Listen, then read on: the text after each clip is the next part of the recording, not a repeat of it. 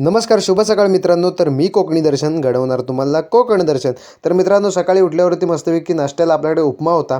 तर उपम्यावरती ताव मारला आणि निघालो होतो म्हणजे जकातीवमध्ये जाण्यासाठी.